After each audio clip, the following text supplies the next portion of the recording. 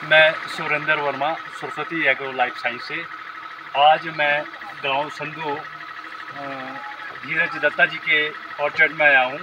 तो इनको उलियापिड की बहुत बड़ी समस्या आ रही थी। इन्होंने कई तरह के इंसेक्टिसाइड किए, इन्होंने नीम ऑयल भी किया, जिससे इनको 5 से 10% की राहत मिली होगी। तो ये मेरे संपर्क में आए, मैंने इनको एमिडान करने के लिए कहा, तो इन्होंने इमीडिएट जो है 30 टन का एमिडान लिया। तो इनका कल से स्प्रे शेड्यूल जारी है, जिसमें इन्होंने कल स्प्रे की है। तो आप स्वयं इनसे सुन सकते हैं कि इसके कैसे रिजल्ट है। तो दत्ता साहब, आप बताएंगे कि आपको एमिडान के कैसे रिजल्ट लगे हैं। नमस्कार सुरेंद्र जी, ये थोड़ा सा आपसे मैं एक चीज़ क्लियर करना चाहूँगा कि मैं ऑर्गेनिक और नेचुरल बेस्ड फार्मिंग की तरफ मेरा रुझान बढ़ा और अभी भी मैं कंटिन्यू कर रहा हूँ। हालांकि कृषि विभाग से भी मेरी इस संबंध में बातचीत जारी है और उनके ही निर्देशों के तहत मैंने ये निर्णय लिया है। जो आपका ये प्रोडक्ट है सेमीडान, जैसा कि आपने कहा, और इसका मुझे शेड्यूल भी भेजा और मैंने नेट पर भी इसके बारे में सर्च किया। तो जो ऑर्गेनिक और नेचुरल फार्मिंग का मतलब होता है कि हमारे जो पेस्ट होते हैं, जो हमारे मित्र कीट है, एक तरह के पेस्ट ही कहूँगा मैं, वो पालतू है, हमारे प्रीडेटर जो हमारे प्रीडेटर है, उनको कोई नुकसान ना पहुँचे और कुदरती तौर पर हम बीमारियों को कंट्रोल कर सकें। तो लास्ट ईयर की एक गलती मुझसे हो गई थी कि मैंने यूरिया के 2 फॉलियर लास्ट में डाल दिए थे हार्वेस्टिंग के बाद। उसकी वजह से क्या हुआ कि बोरिक एसिड नहीं, अपना वो प्लास्टिक सोडा करने के बावजूद भी मेरे बगीचे में वूली एफिड की समस्या कंट्रोल नहीं हुई। मैंने अभी तक इसमें समर ऑयल HMO की 2 स्प्रे, जिसमें कि एक में नीम ऑयल समर ऑयल मिक्स करके था और 2 स्प्रे मैंने उनके अलग अलग की थी। तो उसके बावजूद मुझे वूली एफिड पे आपको कोई कंट्रोल नहीं था। तो आपका जो आपने कल से स्टार्ट किया है एमिडान का, तो कैसा आपको जो ये एमिडान की नाम की दवाई है, आप यहाँ देख सकते हैं। आप जूम कर सकते हैं, कैमरा देखिए आप। ये जो ये मेरे इसमें हाल थे, देखो आप, ये तो अब स्प्रे के आफ्टर स्प्रे का ये रिजल्ट है। और ये अभी इसको मेरे ख्याल से हुआ है लगभग 15-16 घंटे और बारिश भी आई थी बल्कि रात में। तो आप ये देख सकते हैं कि ये डेड हो गया है। जो मुझे चाहिए था इमीडिएट, जो मेरे को इसमें रिजल्ट चाहिए था, क्योंकि फ्यूचर का जो मेरा क्रॉप भी मेरी कम है इस बगीचे में, तो फिर भी ठीक है। तो नेक्स्ट ईयर के लिए जो स्पर फॉर्मेशन होना है, उसमें वूली एफिड सबसे बड़ी बात है, क्योंकि ये स्पर को चूस लेता है, नया स्पर बनने नहीं देगा और मैक्सिमम ये रहेगा आपका यहाँ जो आपकी नई बड होती है, नई पत्ती आती है। इसमें इन्होंने इतनी कॉलोनियाँ बना दी थी पूरे में, जैसा आपको मैंने अभी अपने बड़े ऑर्चर्ड में पूरा ऑर्चर्ड देखा है कि अगर आप उसको प्रूनिंग से पहले देखते हो, उसमें हमने प्रूनिंग कर दी है, समर प्रूनिंग, वो इसलिए की क्योंकि क्रॉप कम है।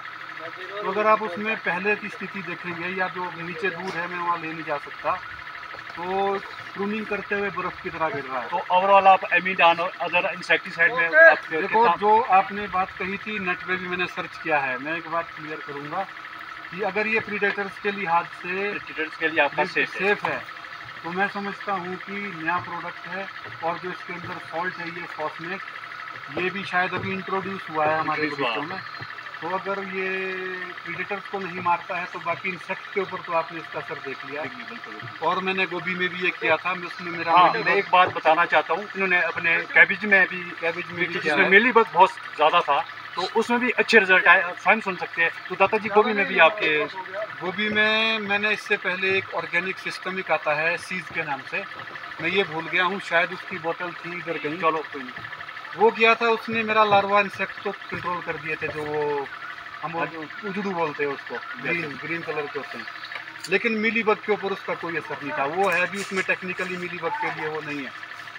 लेकिन जब मैंने कल ये किया, पिछले कल, और रात को कुछ बारिश भी हुई है, आज वो सारा जितना भी मिलीबग है, जिसको हम मशरीडू बोलते हैं, क्योंकि किसान भाइयों की जो हमारी अपनी भाषा है, जो हरे रंग का वो मशरीडू है, गोभी से क्लोरोफिल चूसता है, मिलीबग, वो बिल्कुल ख़त्म हो गया है।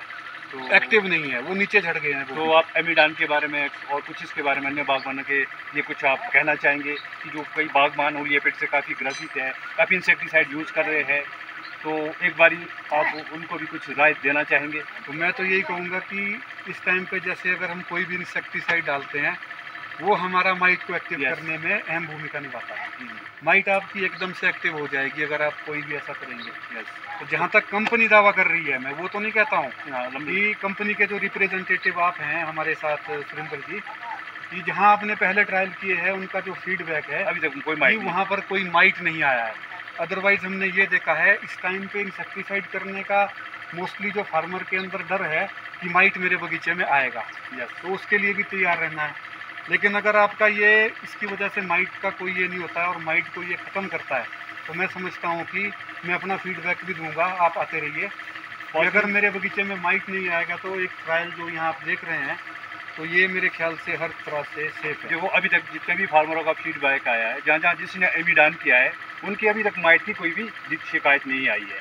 जो आपका लेवल क्लेम है वो हमारा उलिया का लेकर कोल्डिंग मोड के लिए है। तो हाँ, वो मैंने उसमें देखा था। देखो मेरे को याद नहीं है, मिनिमम या मैक्सिमम कहें तो ये 8-10 टाइप के इंसेक्ट हाँ, काम आज करते हैं। काम करता है। तो दत्ता जी आपका बहुत बहुत धन्यवाद, आपने कीमती समय हमें दिया।